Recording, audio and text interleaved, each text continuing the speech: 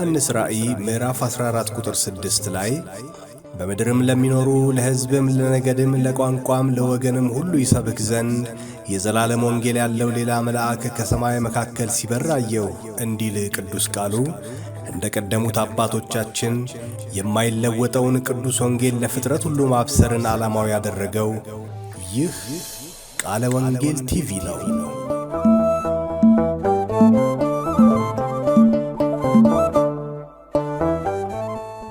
ከእግዚአብሔር ከአባታችን ከጌታም ከኢየሱስ ክርስቶስ ጸጋና ሰላም ይብዛላችሁ። አድማጭ ተመልካቾቻችን እንደምንሰነበታችሁ።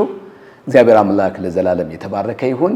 ከኢቫንጀሊካል ቴሌቪዥን ጋር በመተባበር የምናቀርብላችሁን ሳምንታዊ የቃለ ወንጌል የቴሌቪዥን ፕሮግራማችንን እንጀምራለን። እግዚአብሔር አምላክ ለዘላለም የተባረከ ይሁን። ጌታ በዚህ ሳምንት ደግሞ የአንድ የእግዚአብሔር ሰው የህይወት ምስክርነትን ይዘንላችሁ ቀርበናል። በዚህ የህይወት ምስክርነት እንደምትታነጹ ተስፋ አለን። እግዚአብሔር አምላክ ለዘላለም የተባረከ ይሁን። እንግዳዬ ፓስተር ግዛው ይባላሉ።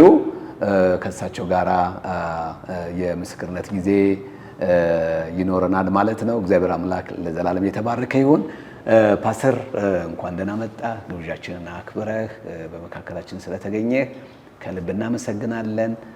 እግዚአብሔር ይባርክ። አሜን። እናንተንም ለዚህ ፕሮግራም ስለጋበዛችሁ እግዚአብሔር አብዝቶ ይባርካችሁ። በጣም አመሰግናለሁ። ጌታ የተባረከ ይሁን።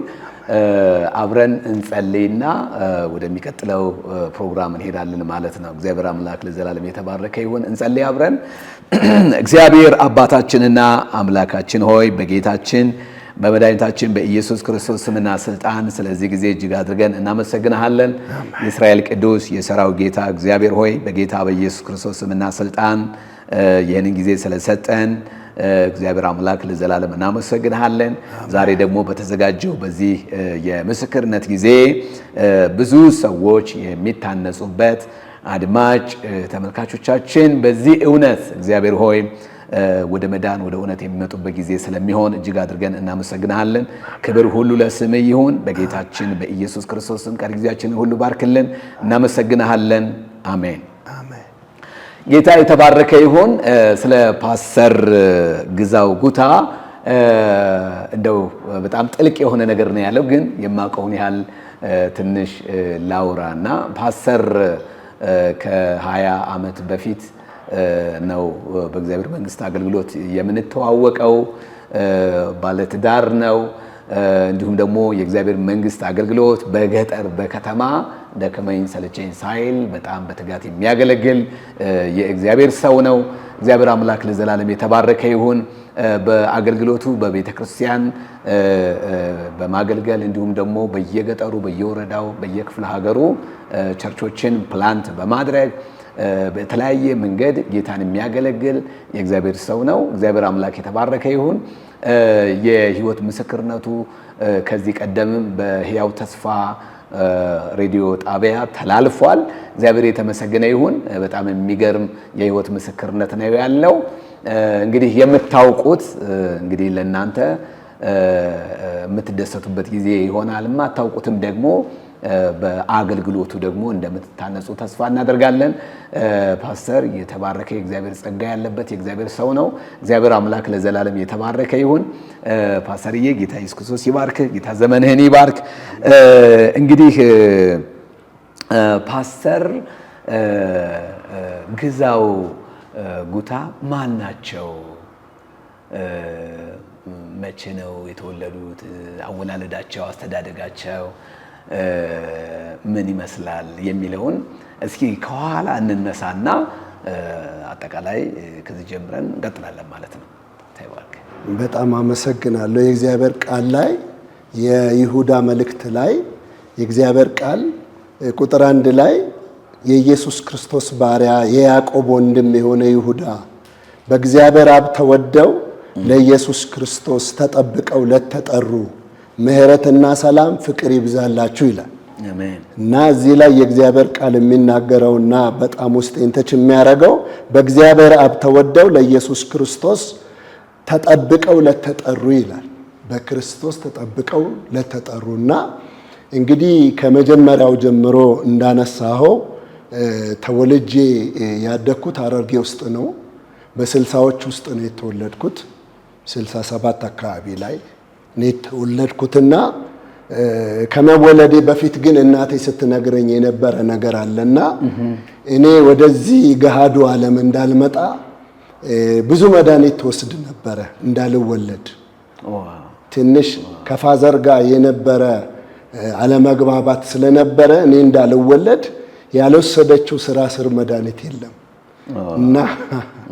እና እምቢ ብዬ እግዚአብሔር እምቢ ብሎ ወደዚህ ምድር እንግዲህ አሁን ላለሁበት ዓላማ ያመጣኝ ይመስለኛልና በዛን ጊዜ በዛ መልክ ከብዙ መድኃኒት እንግዲህ እግዚአብሔር አስመልጦ ለራሱ ሐሳብ አምጥቶኛልና እናቴ በነበረችበት ጊዜ ይህንን ትነግረኝ ነበረ። እኔም የማልፍባቸው ብዙ ነገሮች ነበሩና እንደተወለድኩ እንግዲህ አባቴ ወደ አምቦ አካባቢ ሰው ነው፣ እናቴ የሰሜን ሸዋ አካባቢ ሰው ናት።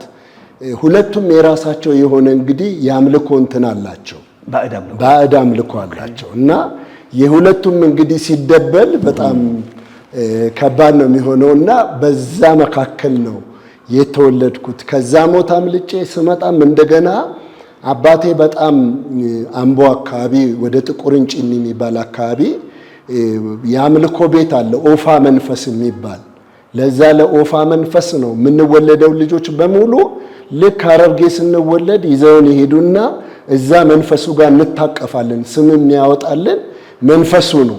ለኔ ስም ይወጣልኝ እንግዲህ አሁን እዛ ኩምሳ ብሎ ነው መንፈሱ ያወጣልኝ እንጂ አሁን የምጠራበት ስም አይደለምና ከዛ ሁሉ አምልጬ 4ኛ ክፍል ስደርስ ነው በራሴ ግዛው ብዬ ስሙን ያወጣሁት። አወላለዴና አመጣጤ እንደዛ ነው። ከብዙ አጋንንታዊ ኪዳን እግዚአብሔር አስመልጦ አምጥቶኝ እንግዲህ በእድገት ውስጥ በነበርኩበት ጊዜ ለዛው መንፈስ ቤት ተሰጥቼ ከ7 ዓመት በኋላ እዛው ሐረርጌ ላይ አምቦ አካባቢ ጥቁር እንጭኔ የነበረው የኦፋው መንፈስ ተወካይ አለው። አባቴም የዛ ቤተሰብ ፋሚሊ ነውና በስጋ መንፈሱ በጣም እነሱ ቤት ላይ ይከበራል።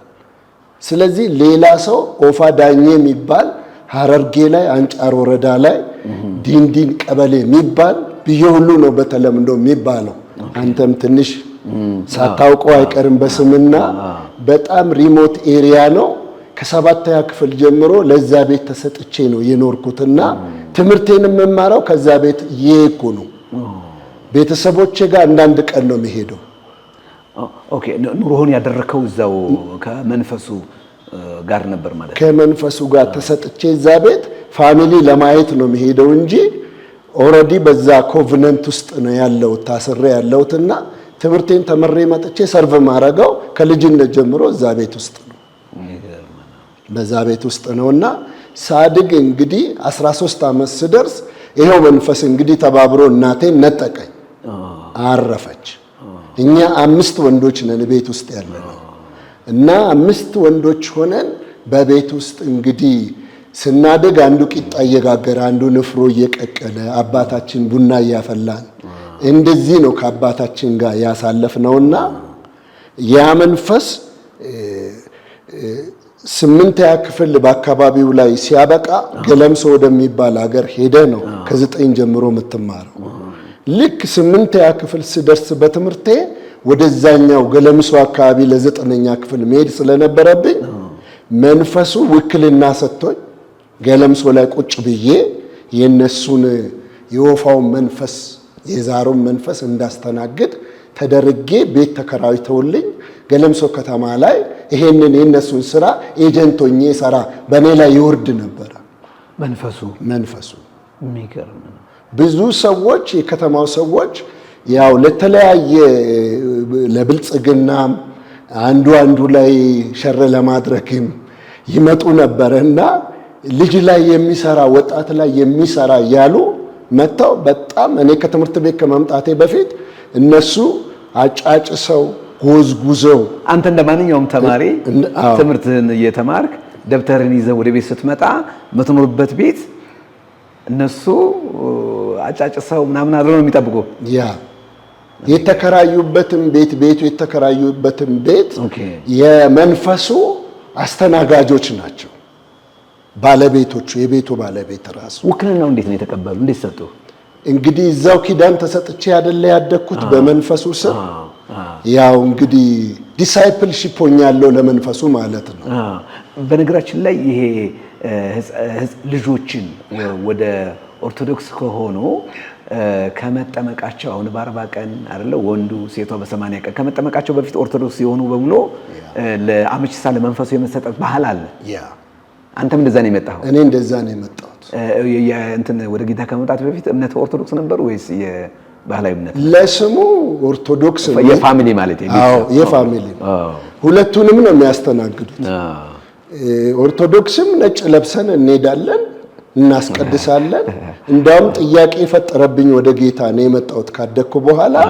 እዚህ ቁጭ ብዬ እየጠነቆልኩ ለምን መንፈሱ ታቦቱ ለምን ይሄን መንፈስ አይሰብረውም፣ ለምን ከላይ ላይ አይመታውም የሚል ጥያቄ ውስጤ ተፈጥሮብኛል። አስቀድሼ ጨርሼ ማክሰኞ መንፈሱ የሚገባበት፣ ሐሙስ የሚገባበት፣ ቅዳሜ የሚገባበት ይህንን እያስተናገድኩ መንፈሱ የሚገባባቸው ወደ ቀናቶች አሉ። አዎ። እና ቅዳሜ አሁን አዳር አድሬ ነጭ ለብሼ ጠዋት ደግሞ ላስቀድስ ሄዳለሁ። ውስጥ ድረስ ገባለሁ። ለምን አይጥለኝም ነው እኔ ውስጥ የተፈጠረው ትልቁ ጥያቄ ማለት ነው።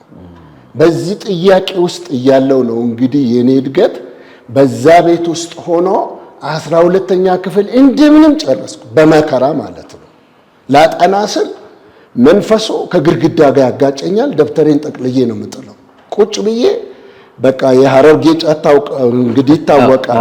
ጭቅል ፈቻ ብዬ ሉሉ ቀቻ እያልኩ መንፈሱ እስከሚገባ እሱ መንፈስ ነው ማስተናገድ የነበረውና 12 እንደምንም ጨረስኩ። በጣም ጥሩ ተማሪ፣ አቅም ያለኝ ምሰራ ተማሪ ነበርኩ ከታች። እዛ ጋር ስደርስ ግን ለመንፈሱ ቁጭ ካልኩ በኋላ እንዳውም 12ኛ ክፍል ዝም ብዬ ፎርም ሞላው እንጂ አልተማርኩም ማለት ይቻላል። እና ነጥቤን አበላሽ። ከኔ ጋር የሚያጠኑ ልጆች ሁሉ በፊት አብረው የነበሩ እነሱ ትተውኝ በዲግሪ ገቡ ሁሉም፣ እኔ ቀረው። እኔ መጣልኝ 2 ነጥብ። ምክንያቱም ከትምህርት ቤት ስትመጣ ተጫጭሶ ነው የሚጠብቀው፣ ጫት ነው የሚጠብቅህ፣ ትልልቅ ሰዎች ናቸው የሚጠብቁ፣ ፍረድልን ነው የሚሉት። ተንበርክከው አጎንብሰው ትላልቅ ሰው። ሰይጣን ትልቅ ሰው እኮ አያውቅም፣ በጣም አያውቅም። ወራዳ መንፈስ ስለሆነ እሱ በቃ ጂኒው ዝም ብሎ ተቀመጠ እንደፈለገው ነው። በቃ የሰው አይምሮ ይዞ የሚጫወተው ሮሜ ላይ እንደሚናገር የእግዚአብሔር ቃልም ሲናገር እኮ የዚህ ዓለም አምላክ አይምሮአቸውን አሳወረ አይደለም ይለው። እና በዛ ግዛት ውስጥ ስላሉ ሰዎች የኔ ልጅነት አይታያቸው። የሚፈልጉት ያቺ ቀዳቸው ምንድነው መንፈሱን ለሚፈልጉት ነገር አግኝተውት መሄድ ነው የሚፈልጉትና እንግዲህ የኔ አመጣጥ እንደዚህ ነበር። እስከ 12ኛ ክፍል የነበረኝ ነገር ባጭሩ ይሄንን ይመስላል። በብዙ ሰፈሪንግ ውስጥ በብዙ ሰይጣን በቃ ሊገለኝ ብዙ እየፈለገ ማለት ነው። ከዛ ውስጥ ያመለጥኩት እንግዲህ እግዚአብሔር እንዳነበብኩት ቃል ነው። በእግዚአብሔር አብ ተወድጄ ለክርስቶስ ኢየሱስ መንግስት እየተጠበቅኩ ነበር ማለት ነው። ብዙ ነገር አልፎብኛል። እግዚአብሔር አምላክ ለዘላለም የተባረከ ይሁን። እንትኑ ላይ ተጽዕኖ አላሳደረብህም? በትምህርቱ እንደው ከተማሪዎች ትንሽ አላስቸገሩህም? ይሄንን እንደው ስትማር የሚገርመው ነገር አንገቴን ቀና አላረግም። ትምህርት ቤት ውስጥ በጣም በጨዋነት አንገት ደፍቼ ነው የምትማረው። ስፕሪቱ በቃ በጣም ተጭኖኝ ቀናም አልልም እና በጣም በቃ ፎርም ማለት የሆነ ትምህርት ቤት ደርሶ የመመለስ ያህል ነው እንጂ በተለይ ከ9ኛ ክፍል በኋላ በጣም ከባድ ነበር ለኔ። ሄዳለሁ እንዳይቀር ነው የምማረው፣ እንዳይቀር ነው የምማረው። ታዲያ ወደ ጌታ እንዴት ይሄ መገለጥ እንዴት መጣል? ክርስቶስን እንዴት የህይወት አዳኝ አድርገህ ተቀበልክ? ልክ 12ኛ ክፍል ሲጨርስ ከገለምሶ አንጫር የሚባለው የተወለድኩበት ዲንዲን ነው መመለሰው። እንግዲህ የግድ ተመለስኩ። በዚህ ላይ እዛ ገለምሶ የሚባል ሀገር ጴንጤዎች ነበሩ 82 ምናምን አካባቢና በደርግ ዘመን እነሱ ሲጸልዩ እኔ ግርግራ ጭንቅላቴ ላይ ተሸክሜ መንፈሱን እረግማለሁ። ልክ እነሱ ሲደክሙ እኔ መራገም እጀምራለሁ። ጸሎታቸው ሲደክም ምናምን ጎረቤት ነው ከኛ በስተጀርባ ነው። እኔ ይሄን መንፈስ ከምሰራበት በስተጀርባ ነው። እሳት ያለበት ግርግራ ጭንቅላት ላይ ተቀበለ። አዎ እሱን አደርጋለሁ። ጀበና ይሄ ያለ አይደለ የፈላ ጭንቅላቴ ላይ ስፕሪት ነው። የሽቶ ብርጭቆ ያስበላኛል። አላውቀውም። እኔ አላውቀውም። ሽቶውን መጠጣት ወይስ ብርጭቆውን? ከነ ብርጭቆ አላውቀውም። እኔ የሆነ መንፈሱ ለቆኝ ሲሄድ ነው ራሴን የማውቀው። ፈረስ አድርጎ ነው የሚሰራብኝ። እና እዛ ቤት እነሱ ሲጸልዩ የሚገርመው ነገር እኔ ምገባበት ቦታ አጣለሁ። እነሱ በኢየሱስ ምናምን ሲሉ ማለት ድምፁ ነው። ደግሞ ሜጋፎን ጆሮ ላይ የተተከለ ይመስላል፣ አጠገብ ይመስላል ድምፁ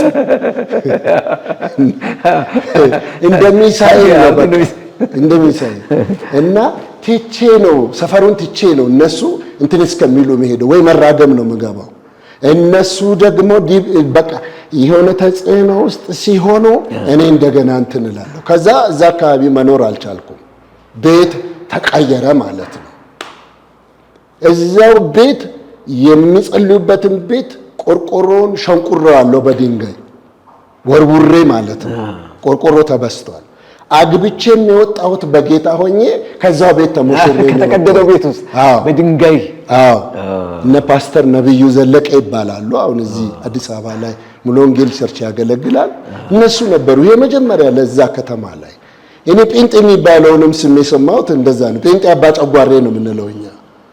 ኦኬ ማህበረሰቡ ስለ ጴንጤ ያለው እይታ ምንድን ነው? ቆይ እዛ አካባቢ ላይ የሞተ ነገር ነው ጴንጤ የሚበላው፣ ጥንብ ነው የሚበላው። የሚበሉት ራሱ የሞተ ነገር ጥንብ ነገር ምናምን። እሺ ከቆርቆሮ ላይ ሳንቲም ይረጫሉ፣ እርስ በራሳቸው ይዋለዳሉ ነው የሚሉት። እንደዛ አይነት ማህበረሰብ ነው። ጭፍን ነው። ሰው ሲታመም እኔ በነበርኩበት ቦታ ሳምባህንም ይመመ ጭንቅላትህንም ቁስልም እግርህን ይመመ ሎሚና አመድ ነው የሚሰጠው። ዛውራ ይባላል። ለምንም አይነት መድኃኒት ዶክተር መርምሮ ነው እንግዲህ ለእንትኑ የሚሰጠው። እዛ ደግሞ አንድ አይነት ነገር ነው የሚታዘዘው። በፍርሃት ሰው እንትን ስለሚለው የሆነ ሰይጣን አለው አይደለም ያሳምናቸውን ሰዎች ይሰራላቸዋል። በዛ አይነት መልክ ነው እንግዲህ እኔ ወደ ጌታ ለመምጣት ትልቁ ነገሬ እዛ ገለምሶ ላይ የነበረው ያ ድምፅ ራሱ ተከትሎኛል ነው የምለው። ወጣው ከዛ አካባቢ 12 ጨረስኩ። በፍጹም ፋዘር መምጣት አለበት እዚያ ላይ ወደ ገጠር ገባው ማለት ነው። አቆይ ይሄን ያዘውና እንደዚህ የሆነ የወደቃችሁበት ክርስቲያኖች 12ኛ ክፍል ሆኜ ገጠር ከገባ በኋላ እዛ ገጠር አንጫር ወረዳ ላይ የእንጨት መሰንጠቂያ አለ። ዲንዲን እንጨት መሰንጠቂያ የሚባል እዛ የሚሰራ ሰው ደግሞ ካሳሁን የሚባል ከጅማ ታይፒስት ነው። እንዳሁኑ ኮምፒውተር አልነበረም። ታይፒስት ነው የፋብሪካው። ጌታን ይዞ እዛ የተወለድኩበት አካባቢ ደግሞ ሰው መጥቶ ሰማሁኝ እና ጴንጤ የሆነ ሰውዬ አለ እንደዚህ ወንዳገረድ ነው ምናምን ነው የሚለው ማህበረሰቡ። አግለውት እሱ ይጸልያል፣ ስራውን ይሰራል። እዛው መንግስት የሰጠው ግቢ ውስጥ ነው የሚኖረው። እዛ ከቆየ በኋላ በዚህ መንፈስ እንግዲህ ቤተሰቦቼ ጋር አካባቢው ሰው በጣም ሴሌብሬት ያደርጋሉ። እኔ ወደዛም 12 ጨርሼ ማትሪክ እስከሚመጣ በቆየውባት ጊዜ ከዛ ተሰበሰብንና 8 ሆነን አካባቢው ላይ ያሉ ልጆች አስተባብሬ ይሄን ሰውዬ ለምን ጾታውን አናይም ሄደን ቤቱ ብለን ተነስተን ሄደን ጴንጤውን ወንድ አገረድ ነው ተብሎ እና ተነስተን ስንሄድ እሱ እየጸለየ ነው። እሱ የሚኖርበት ቤት ከፍ ያለ ነው። እኛ ዝቅ ይላል መሬቱ፣ በሩ የምናንኳኳበት ዝቅ ይላል። እሱ ከላይ ወደ ታች ያየናል ድምፅ ሲሰማ እና አንተ ግባ እንባባላለን። እኛ ለምን ነበር የምትሄዱት? ልንደበድበው ገልበንም ልናይ እና በዛ አይነት መልክ ስለነበረ ልክ እሱ ሰምቶ ሁሉም አንተ ግባ እየተባባልን ሁሉም በፍርሃት ውስጥ እያለ ኢየሱስ ይወዳችኋል ብቻ አለ በመስኮት ሲል አንዱ ባንዱ ላይ ነው ስምንታችንም የተደራረብነው። ወደቅን። ምንም ኢየሱስ ይወዳችኋል ነው ያለ። እግር ያውጭኝ ሁላችንም ሸሽተን ወደ ሰፈራችን ተመለስን። እቺ ኢየሱስ ይወዳል የምትለው አሁን እዛ ከተማ ላይ ሲጸልዩ ከምስማት በተጨማሪ አሁን በጣም ተጨባጭ ሆነች። እንደው የሚወዳለ እንዴ ግብር ሲያጣ ነው የሚገለው። የኔ እጅ አይተው ከሆነ ይሄ እጄ የሚገርመው ነገር በኔ ላይ ጥቁር በግ ይሰጣል። ጥቁር በግ ስለሚሰጥ ጭዳ ማለት ነው። መንፈሱ ግብር ይቀበላል። እና አንድ ቀን በግ ሊገዙ ሄዱ ሰዎች ጥቁር በግ ገዛም ብለው ብብቱ ስር ነጭ አለው። ነጭ ስለነበረው መንፈሱ ቢላውን ይዤ ልክ ልባርክ ሲሄድ ጀምሮ እኔን ማንቀጥቀጥ ጀመረ። ለምን ነጭ አለበት? የበግ ቆዳ ላይ እንኳን በጣም በቃ መንፈስ አይታል። በቃ ለራሱ ናዝራዊ አድርጎ የሚጠቀምበት የራሱ ነገር አለውና በጣም ባርኬ ልክ ሲጨርስ እሳት እየነደደ ነበረ። እንግዲህ ይሄ አቃጥለው ከየብልቱ ይሰጣል፣ ይጫጫስለታል ከበጉ ብልት ላይ። ለዛ እሳት ነዷል። እጄን እሳት ውስጥ ከተተው ማለት ነው። እጄን እሳት ውስጥ ቅጣት ማለት ነው። የቀጣ አታውቀውም። ራስን አላውቀውም። ራስን እሳት ውስጥ እኔ ምንም አላውቀውም። መንፈሱ ሲቆጣጠረኝ እና በዛ መልክ እጄን እሳት ከተተ። እንግዲህ ያው የመንፈስ ስራ አይደለ። ጥቂት ቆይቶ ዳነ እጄ። ያቺ ድምፅ ግን ታሳድደኝ ነበር። ከዛ ማትሪክ መጣ። ከወራቶች በኋላ ሲመጣ ማትሪክ እንግዲህ አካባቢው ላይ ለዳኝነት ልክ 85 አልቆ 86 ሲገባ ለዳኝነት በአካባቢው የተማሩ 12 የጨረሱ ሰዎች ይፈለጉ ነበር። ነጥቤ ዝቅተኛ ስለሆነ ዳኝነት የግድ ለመግባት ያን ጊዜ ይቀበሉ ነበር። በቃ ያቶ ጉታ ልጅ አለ ተብሎ ተፈለኩና ተነስቼ ስልጠና መወስደው ለዳኝነት ነው ወደ አምቦ አካባቢ ነው። ልክ አሰበ ተፈሪ ስደርስ እኔ ኦሮምኛ በደንብ አልችልም። ቋንቋው ያው በክልል ስለተከለለ ኦሮሚያ ስለሆነ ቋንቋ በደንብ አልችልም እና ሰማለሁ ምን እላለሁ፣ ግን ፍሎንትሊ አላወራም ኦሮምኛው በወቅቱ። ስለዚህ ዳኝነት አይሆንምና ፖሊስ ይግባ ብለው በዛው በሄድኩበት አምቦ ሰንቀሌ ፖሊስ ማሰልጠኛ አስገቡኝ ማለት ነው። እንደዚሁ እያለ እንግዲህ ጫት አልቀረችም። አሁንም ተግዚናዬን ሞልቼ ማለት ነው። ከዛ ከማሰልጠኛው ወጥቼ ተግዚናዬን ሞልቼ አምቦ ላይ ምርቅን ብዬ ኢትዮጵያ ሆቴል የሚባል አለ እዛ አስፓልት ላይ አምቦ፣ እሱ ጋር እየተንቀሳቀስኩ ነው ማውቀው ማለት ነው። እና ዩኒቨርሲቲ እርሻ ኮሌጅ አለ ማዶ ላይ የአምቦ ዩኒቨርሲቲ። ከዛ ደግሞ የሚዘመር መዝሙር አለ። ልክ እንደ ማይክራፎን አምጥቶ ጆሮዬ ላይ ደቀነው። እቲ ቀብሲሲ የሚባል ነበረ። የሀብዲ መገርሳ በጣም ይዘመር ነበር። እሳቱን አያይዘው አንድዶ አቀጣጥለው ምናምን ነውና እሱ መዝሙር ሲዘመር እኔ ምርቃና ላይ ነኝ። ምን ጆሮዬ ላይ አምጥቶ እንግዲህ እንደተከለው አላውቅም። ሰማይ አወጣና ፍርጥ አደረገኝ አስፋልት ላይ። ከዛ በኋላ አላውቀውም። አረፋ ደፈክ ነው የሚሉ። ከዛ 4 ፖሊሶች መጡ ሊያነሱኝ ማለት ነው። ሊያነሱ ሲመጡ እዛ መዝሙሩ ጋር ፌሎሺፕ ላይ ጆይን የሚያደርጉ ልጆች ደግሞ 4 እየመጡ ነው። አሁን ሊሄዱ ሲያዩ አረፋ ደፍቃለሁ። አምቡላንስ ይላሉ ፖሊሶቹ። ለዚህ አምቡላንስ አይደለም ለኛ ኃላፊነት ስጡንና መንፈስ ነው እዛ ጸሎት ቦታ እናስወጣው ብለው ተሸክመው ይዘውኝ ሄዱ። 5 ቀን ሙሉ መንፈሱ አልወጣላቸው። ያው እንግዲህ ቸርች ገና መከፈቱ አይደለ። አጋንንት የማስወጣት ዊዝደም ወጣቶች ናቸው የላቸው። የዩኒቨርሲቲ ፌሎሺፕ ነበር። ያ እርሻ ኮሌጅ ነበር ፌሎሺፕ ነው። የፌሎሺፕ ተማሪዎች ናቸው። ኦኬ። ግማሹ በጡጫ ይመታኛል፣ ግማሹ በርግጫ ውጣ እያለ ማለት ነው። ይሄ አፌ ቆሰለ ጣታቸውን እንዲያስገብጡ 5 ቀን ሙሉ አልወጣም። ግራ ሲገባቸው በ6ኛው ቀን ፓስተር ሰይፉ ከበደ ከአሜሪካ መጥተው ሙሉ ወንጌል ጉደር ላይ በኦሮምኛ ትራንስሌሽን ከአማርኛ እየተደረገ የሚሰብኩበት ላይ ወሰዱኝ። ኮንፈረንስ ተማሪዎች ማለት ነው። ይዘው የት እንዳለው እኮ አይታወቅም። እኔ ከዛ ከማሰልጠኛው ወጥቼ እንግዲህ ተመልከት፣ ፖሊስ ማሰልጠኛው ሌላ ነው፣ እዚህ ደግሞ ተማሪዎቹ ጋር ነው ያለው። ፓስተር ሰይፉ ከበደ ጋር አቀረቡኝ። እሳቸው ያው እንግዲህ ውጣ ብያለሁ ውጣ አሉ። እዛ መድረክ ላይ በኩልታፋንት ናቸው። እሳቱ እዛ መድረክ ላይ ሌጊዮን መንፈስ ወጣልኝ። እዛው መንፈስ ቅዱስ እዛው በልሳን በእሳቸው እጅ መንፈስ ቅዱስ ቀባኝ። ይሄ ነው ወደ ጌታ የመጣሁበት እና በጣም እዛ ትምህርት ቤት ውስጥ ማሰልጠኛ ተመልሼ ፖሊስ ማሰልጠኛ እሳቴ ላሰሰ ሆንኩ። በቃ አንድ ጥቅስ ይዤ ይተረተርልኛል። ገና ክትትል ትምህርት አልተማርኩም። አስብ ገና አልተጠመክም። ገና ስንት ነገር ገና ምንም አላልክም። ኦ ማይ ጋድ ኦኬ። የመናፍስቱን ዓለም አሰራር እንደው ከዚህ አንፃር እንዴት ነው የምታየው? አሁን በኢትዮጵያ ውስጥ ባህላዊ ነገሮች አሉ። በጣም ከመናፍስቱ ዓለም ጋር እንዲህ አይነት እስረኛ የሆኑ ሰዎች አሉ። የመውጫው መንገድ እንግዲህ እኔ አሁን ብዙ ማገለግለው ገጠር ላይ ነው።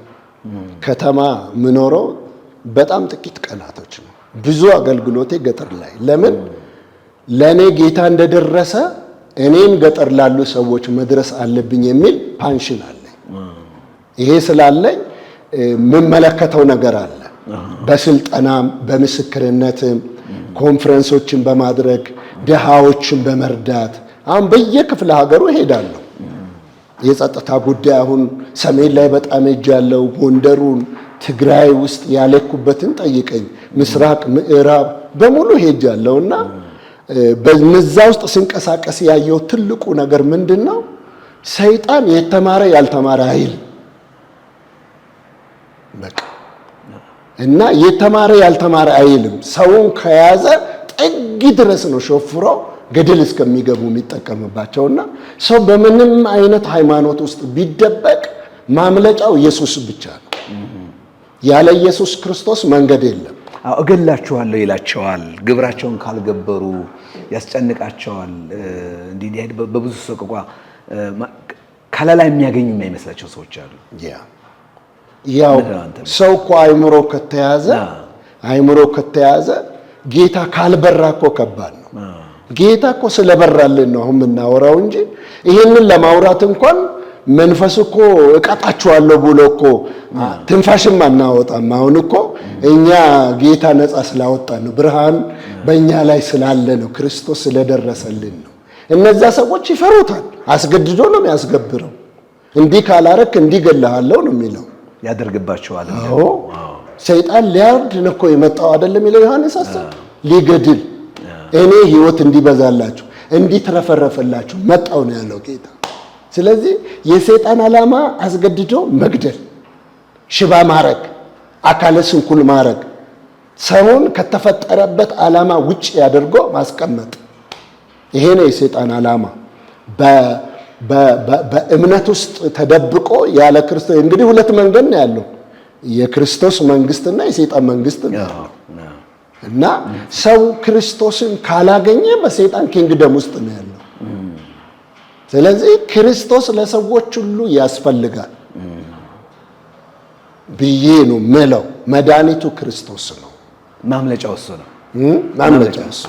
ክብር ለእግዚአብሔር ይሁን። ጌታ አምላክ ለዘላለም የተባረከ ይሁን። አድማጭ ተመልካቾቻችን ጌታ ኢየሱስ ክርስቶስ ይባርካችሁ። ከእረፍት በኋላ ተመልሰን እንገናኛለን። ጌታ ኢየሱስ ክርስቶስ ይባርካችሁ። ተባረኩ።